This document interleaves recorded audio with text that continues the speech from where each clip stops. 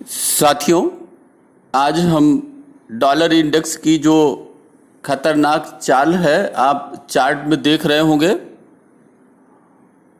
उसका जो भारतीय शेयर बाजार पर सुनामी जैसी आई हुई है उसी पे चर्चा करेंगे।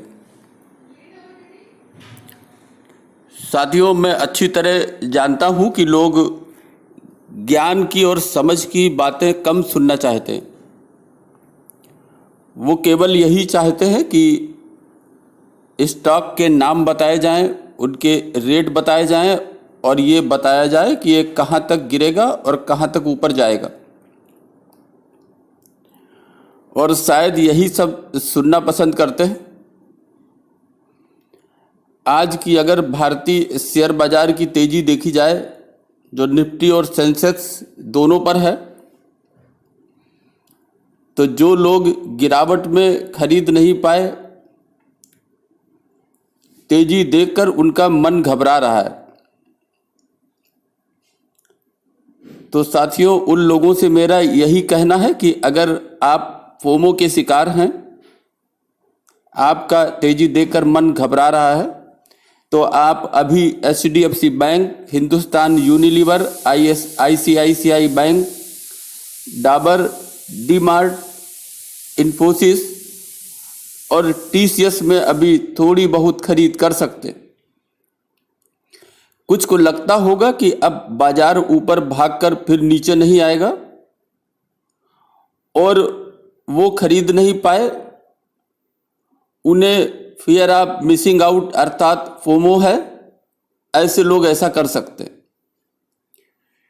साथियों, बाजार एक साथ नीचे नहीं जाता।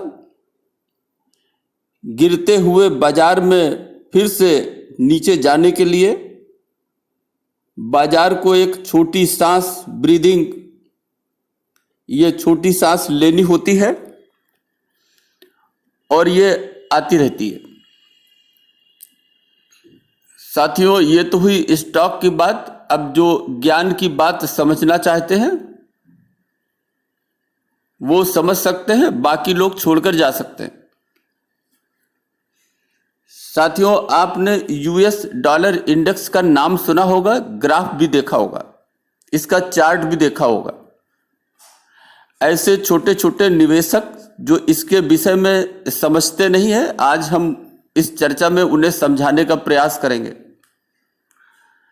साथियों, ये जो अमेरिकन डॉलर इंडेक्स है, इसका उपयोग अमेरिका अर्थात US के जो महत्वपूर्ण व्यापारिक भागीदार हैं, उनकी जो 6 प्रमुख मुद्राएं हैं, 6 प्रमुख करेंसी हैं, उनकी एक बास्केट अर्थात टोकरी के मुकाबले हम कह सकते हैं कि ऐसी 6 करेंसी के मुकाबले जो अमेरिका का डॉलर है उसके मूल्य को मापने के लिए, परखने के लिए यह इंडेक्स है।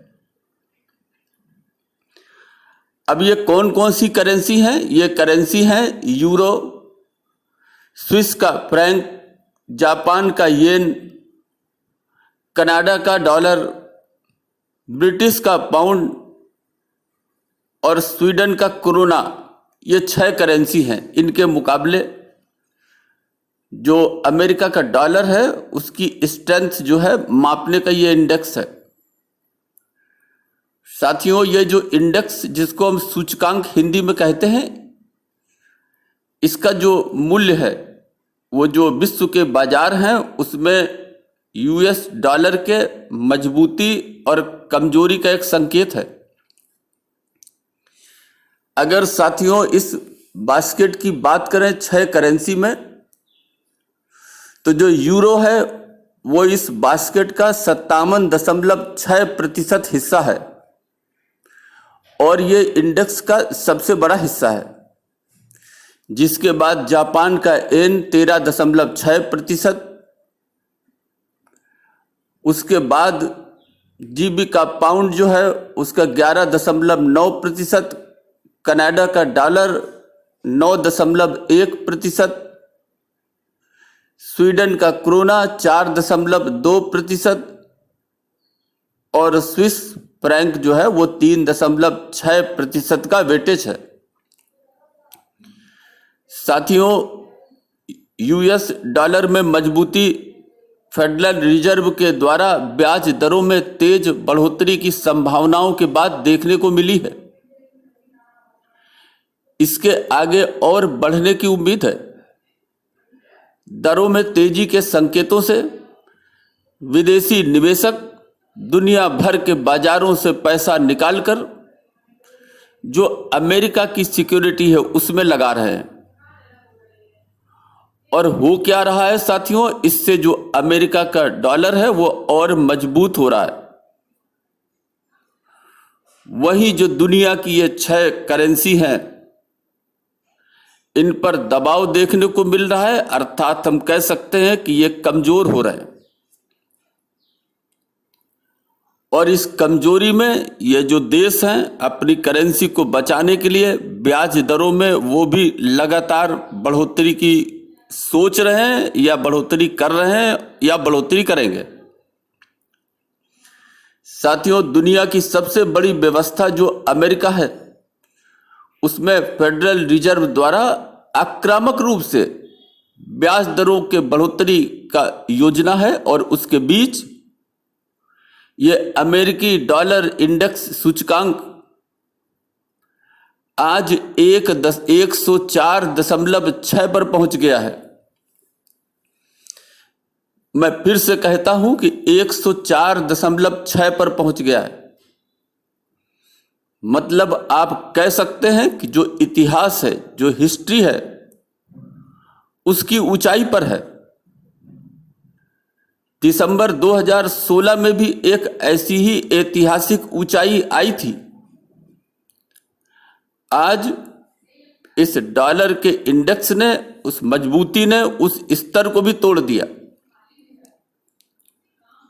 तो साथियों, पूरी दुनिया के बाजारों के सेंट्रल बैंक को ब्याज के रेट बढ़ाने की आज मजबूरी हो गई है ताकि वो अपनी करेंसी की गिरावट को संभाल सकें। और यह भारत में भी लागू होता है। इससे आगे भी शेयर बाजारों के गिरावट का सिलसिला जारी रह सकता है। यह इसका एक संकेत है। साथियों, एक मजबूत होता अमेरिका यूएस का डॉलर का सूचकांक दुनिया के वित्तीय बाजारों को प्रभावित करने वाला एक साफ और स्पष्ट संकेत है। भारतीय रुपए सहित उभरती बाजारों की करेंसी का ये जो गिरावट है, ये जो सिलसिला है, ये जारी है, ऐसा हम कह सकते हैं। साथियों, ये भी संभव है कि हम भारतीय रुपए के जो गिरावट के परिणाम में जो हमारे देश में एफआईआई हैं, एफपीआई हैं, इनकी बिकवाली का एक और नया दौर देख सकते हैं। अभी भी आप देख रहे हैं कि जब जब जैसे जैसे इंडेक्स यूएस का डॉलर का इंडेक्स ऊपर की ओर बढ़ रहा है, एफआईआई बाजारों से अपना पैसा लगातार निकाल रहे हैं। शायद एक महीने में एक भी दिन ऐसा नहीं हुआ होगा जबकि एफआईआई ने बिकवाली न की हो। साथियों, जब यूएस का डॉलर रुपये के मुकाबले गिरता है तो जो विदेशी संस्थापक निवेशक हैं और विदेशी पोर्टफोलियो निवेशक हैं, जिनको एफआईआई और एफपीआई कहते हैं, ये अपने डॉलर के निवेश पर इनको बेहतर रिटर्न मिलता है। यह अभी केवल घरेलू पैसा है।